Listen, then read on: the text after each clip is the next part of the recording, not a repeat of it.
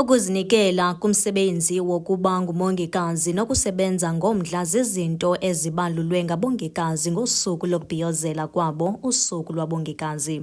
Umongikazi okumhlala phansi uNosipho Zilwana uthi ukuba ngumongikazi lubizo yaye nokuba bangathatha umhlala phansi bengabongikazi umsebenzi wabo uyaqhuba nanjengoko benceda uluntu nangokuthi bafundise. Ekuphumleni kwethu ndifuna ukuthi thina njengabaphumli sizemo sikwa-nursing siyazi uba i-nursing is a calling, therefore xa i-calling ithi once a nurse always a nurse. So nangoku sesihleli i-nursing care iyakontinuisha, sisaqhubekeka sijonga ii-community zethu ezinezidingo. Nangona ndingazuthi bonke abantu ndibabophe ngebhantenye, abanye abantu bayalibala ukuthi kukho abantu emakhaya abadinga uncedo ekufuneka ke ngoku ngalo lonke ixesha kukho umuntu osecaleni kwakhe. uZilwana ucebisa abongikazi abatsha isithi into enceda abongikazi kukukwazi ukuba nokuvelwano nabantu nokuthi uthembakale kubantu abo ubancedayo, nto leyo ethande ukunqongophala kubongikazi ngoku. Imbangi yokokuba thina sibe ngalamanesi sisezi-role model namhlanje is because besimthatha umntu njengomntu kaThixo.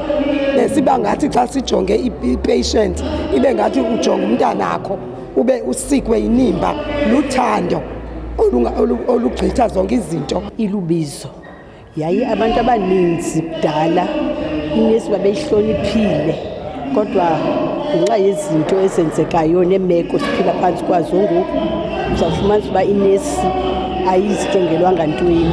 Yiloo nto ke singaba baphumli saye saphakama sadibana sabona ukuthi masiphakamise zinga lakuqala lakwaNursing. Ukanti abongikazi abasebenzayo bathi bayawuthanda lo msebenzi, bathi kufuneka bengabongikazi baqinisekise ukuba abantu abanaloyiko ukuzokufumana uncedo kumaziko empilo.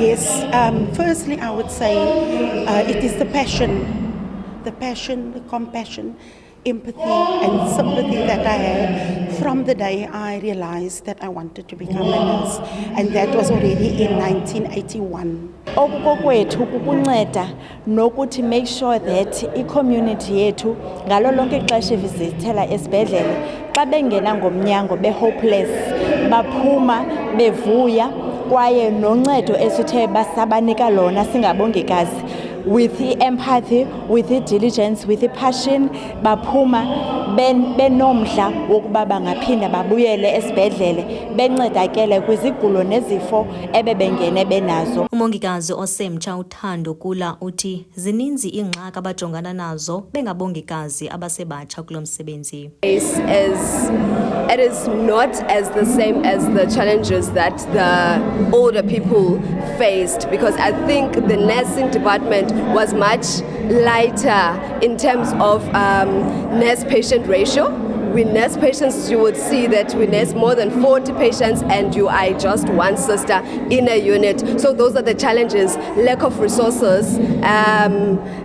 The nurses that have retired have not been replaced. Okwisebe lezempilo kwisixeko iNelson Mandela Bay uTsonono Buyeye uthi besisixeko umsebenzi wabo kukuxhasa abongikazi ngamaxesha onke ngokuthi bandwendwele amaziko ezempilo rhoqo ukujonga inkqubela phambili eyenziwayo kula maziko. And it is upon all government spheres to make sure that we support the workers and make sure that we do not just support them by words or only on days like today's where we celebrate days like the International Nurses Day. As we have seen, some of the major hospitals, some sections of them have been closed, and that is due to shortage of staff.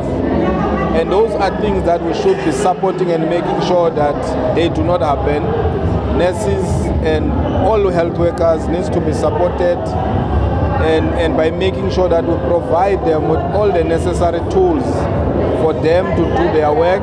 Abongikazi kunye nabo bakumhlala phansi bathi ingumqobo ingxaki yokunqongophala koogqirha bemelela kurhulumente ukuba ibe yenye yezinto azibeka phambili ukongeza oogqirha nabongikazi. Kwindaba ze-MPK TV, ndinguJessica Popo, ndisenangoza Jebe Hall eNew Brighton, eGqeberha.